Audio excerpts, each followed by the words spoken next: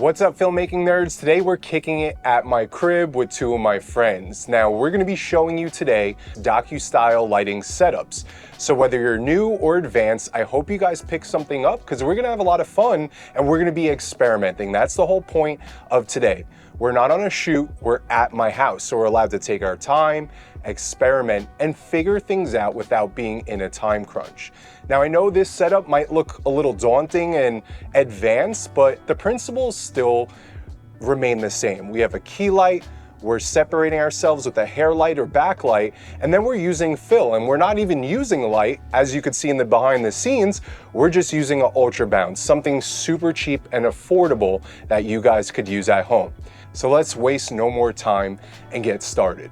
So now that you saw what the final result's gonna look like, let's break down how we approach a scene. So whether we have a chance to scout the location or not, we're going to first get our composition, set up cameras, and figure out how we're gonna deal with levels if we're shooting with a window outside. Now I'm gonna pass off to my boy Jay, who's a DP out here with me. Jay, how do you approach your scene at a new location? So the first thing I do to approaching this is set up cameras first. So I got my A cam already set up, just finished setting up the B cam. Once I have the framing that I want, then I turn off the house lights and then make sure all of my levels outside are the way they're supposed to be. Once I have safe levels, then I sit the subject in front of camera and then start working with all the lighting. So I'm gonna pass it on to Kevin. That way he could tell us more about how the lighting setup is on this situation. What's up, fellas? So once Jay sets up the composition and matches the ambient light outside, what I want to do is I want to set up a very simple lighting setup. We have our key light, our backlight, which is going to separate us from the background, and then we're going to bring in a little fill to fill in the shadow side of our face. For our key light, what we're using is the Godox F400. This is going to light up the subject and bring the levels up so that it matches the ambient light outside.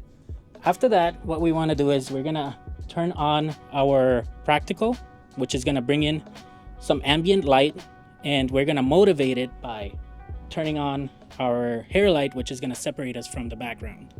And lastly, just bring in the ultra bounce in, which is going to bounce some light coming in from our key light and fill in the shadow side of our face. So let's talk about Kelvin and color temperatures and why we chose what we chose with our lighting setups. I'm gonna go over the key light. Now, we went with a reverse far side key. Normally your key light from like a Rembrandt standpoint is gonna be more up high and closer to the key light at like a 45. This is almost wrapping from the side and we're getting a little bit of a triangle still on the face, but being that it's backed up a little bit more, we're getting a nice soft key with how big this FS400 is. It puts out a lot of power, and when you're trying to battle levels outside, you need some power. The only hard part is not to make it look sourcey, and from our experience, this is the best setup that we like to use when we're not doing a book light. Now, for the Kelvin temperature of our key light, we went with 5000 K. Outdoors is normally 5600. From my experience, keeping skin tones true, anywhere from 5K to 5600 indoors is gonna help motivate that outdoor lighting.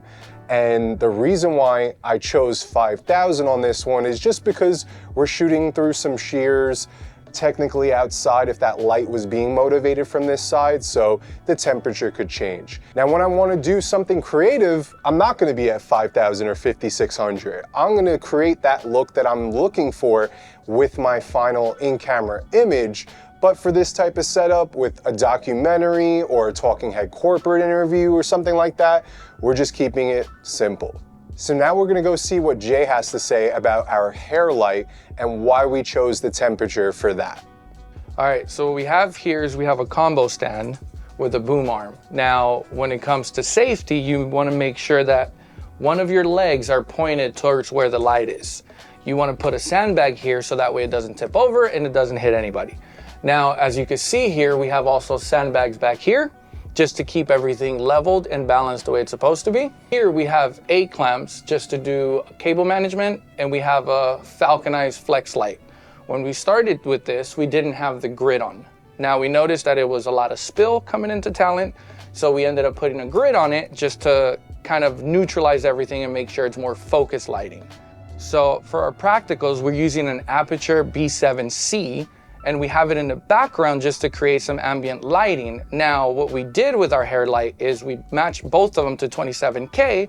That way it shows us and it gives us a look that is actually being backlit by our practical light. Now, I know this whole setup looks crazy and some of you might not have this type of equipment, so I'll pass it on to Kevin. Maybe he has a cheaper option that'll actually work the same way as this.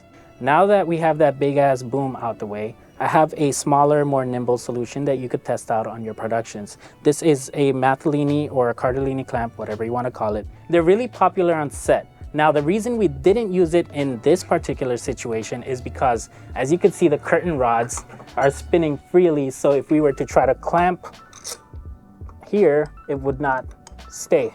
That's why we opted for the boom pole. At the end of this Mathellini clamp, we have a baby pin, which we could then use to attach a smaller, maybe 100-watt light, and then we could use that as the backlight. This whole setup is about 250 bucks. It's significantly cheaper than the boom option, which is over $1,000. We just wanted to give you different options for you to use on your productions. This one, again, works really well if you're in very small combined spaces. And if you have the luxury, you could use the combo stand and the boom pole if you have the space and, you know, go crazy with it or something. So this is the lighting setup. What do you guys think? Nah, I'm just playing with you. These are just the house lights on. So let's cut those off right now. And then I'm gonna strike our practical light, followed by the hair light and our key light. Now, as you guys notice, my shadow side did get a little bit of fill because of the ultra bounce that we have. We want a nice contrast ratio, a little bit brighter on the key, a little bit darker on the fill, but we still want to bring up the levels on this side of the face so there's information, we're not losing any detail. Let me know what you guys think in the comments. We hope you learned something new today. Stay tuned for many more. If you're new here, consider subscribing because as we promised, next week we're going to start rolling out more videos. How to compose your interview setups, living room, bathroom, kitchen lighting setups, music video stuff. It's going to be so much fun. And if you want to see anything else, let us know in the comments below. You guys have anything to say? Peace. Later. I